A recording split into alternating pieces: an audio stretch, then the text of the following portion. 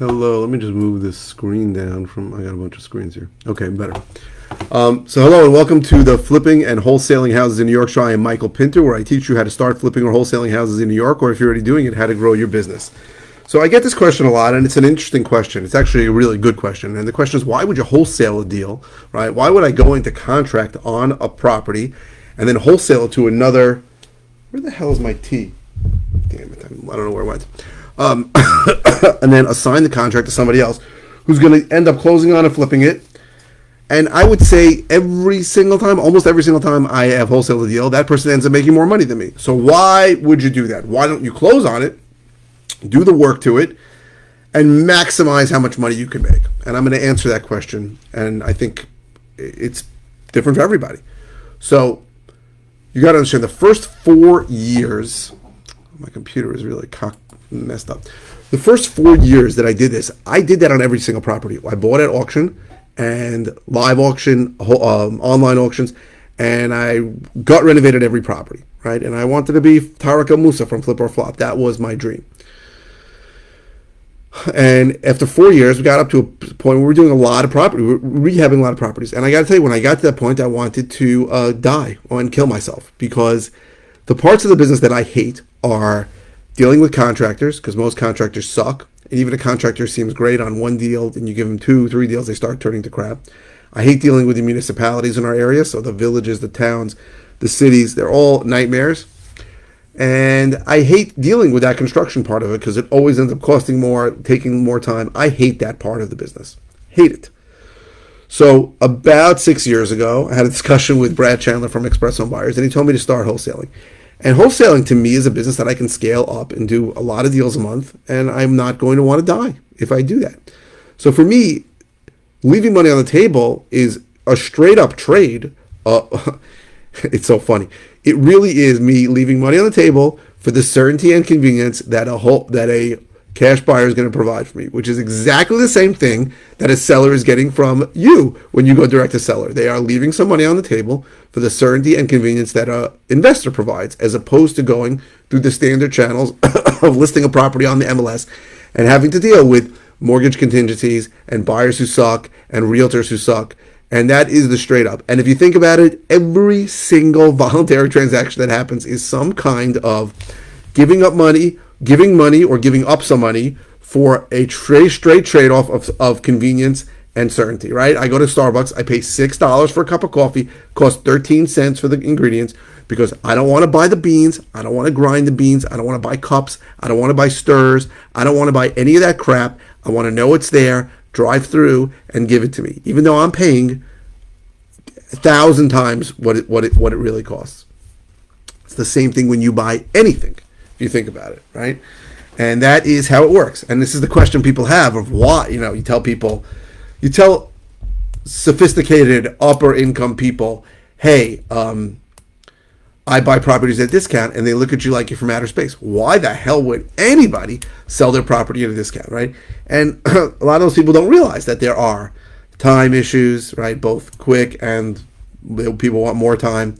There are condition issues where people they're embarrassed of how it looks, or it's not even mortgageable. There are municipal issues, so there's open permits or open violations or unpermitted additions. There's tenant issues where they can't get the tenant out, and sometimes it's a relative of theirs and they just don't want to confront them. And these things always happen. They always come up. And that's constantly happening. And in any given area, it's about 10% of the market. So about 10 in any given area, any given time, about 90% of the properties are going to sell listed with an agent, and 10% are going to sell off market to an investor. That's just how it goes. These situations constantly come up. And it's a straight up trade, right? We're not ripping people off. We're not taking advantage of widows and orphans. We are straight up giving them a lower price than they can get most of the time. Most of the time they have options. Sometimes they don't, but most of the time they do. They're straight up giving up some of the proceeds of their house for the certainty and convenience that an investor provides. And in me, as a wholesaler, I am straight up giving up a big chunk of the profits of the potential for me closing on this house and doing the work and selling it for the certainty and convenience that a cash buyer is going to provide me. It's the same exact thing. Sorry. So That is why I prefer to wholesale, right? Now, I don't wholesale every property. I probably wholesale half the properties I do. The other half I close on. But the truth is that for me, when I close on a wholesale deal and I get paid the day or two after, there is no clock starting, right? The clock never starts ticking. But when I close on a purchase, and I have a bunch of them now, the clock is ticking. So I am paying taxes every single day. I am paying interest every day if I borrowed money. I am paying utility charges. As soon as we're in April now, this freaking grass is going to come out, and I'm going to have to look at the list of properties I own, and I'm going to have to pay somebody to cut the goddamn grass, which I hate.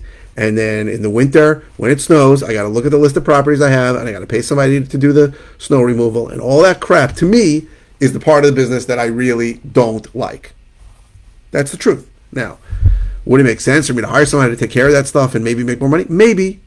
But I prefer, if I can, to wholesale deals and get paid less money, but much quicker money, right? It's a quick dime versus a long quarter, right?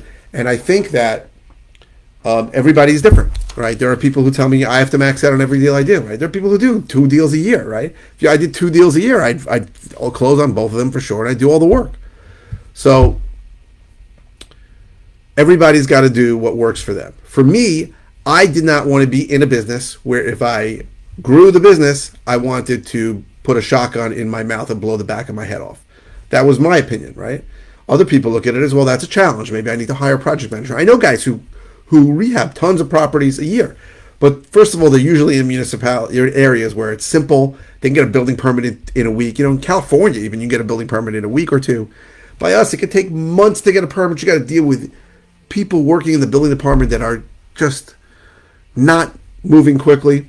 And they hire, large project management staff that they can work on. But there are a lot of places where it's easy to find good contractors. It's not easy to find good contractors by me, or at least I haven't figured out the secret to find good contractors in Mass. Right? I have contractors good on one job, and then I give them 2 jobs, and everything turns to hell.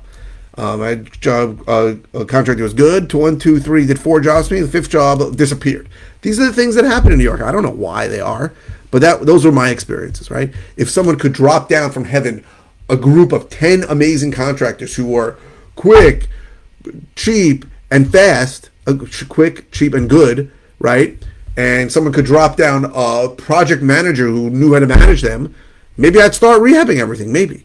But short of that happening to me, I'm going to continue to do things the way that I do. So it's a straight up trade off, like it is in everything. If you think about anything you bought, you straight up gave up money for the certainty and convenience of receiving that thing, or you gave up some money to receive some certainty and convenience on some kind of service. So that's the simple nitty gritty of it. I hope this is helpful. Now, if you are interested in other ways I can help you, go to howtoflipnewyork.com. If you are interested in finding out more about one-on-one coaching I provide, which I provide way too cheap, but that's got to go up at some point. So if you're interested, you should probably sign up now. Go to coaching.howtoflipnewyork.com. If you are watching on YouTube, please subscribe. If you're watching on any media channel, please click the thumbs up. The likes really help me get more people to see my videos. Somebody asked me the other day, how do the likes really help you? Because more people like it, the more Facebook and Google algorithm looks at it and says, hey, this is something we want to show to more people. And what's really important, and I say this on every video, but I cannot emphasize it enough, is I need more comments from you. So questions, anything. Does not have to be about the video you're watching. It can be about anything. I will look at my comments every single day, and anything you can ask me about is helpful because I need ideas to do more videos. I'm running out. As I post 5 times a week, it is not easy for me to figure out what to say. So any comment that you send me, if it's a simple answer, I'll just reply with an answer. If it's something I've covered before, I'll send you links to a video or multiple videos on it. And if it's something new, I'll do a brand new video on it, right? Someone asked me about this last week, and I wrote it down because I wanted to do a video on it. So I hope this was helpful. I really appreciate everybody watching on any platform. Please click like. Please put in comments. I will respond to them in a very timely fashion. And I appreciate everybody who watches my videos. You mean a lot. I know a lot of you have called with questions. I'm happy to answer them. Somebody called today and was asking about something in an area I don't understand, so I sort of sent them in the right direction. I promise you I will try and help you as much as I can. And thank you very, very much for watching.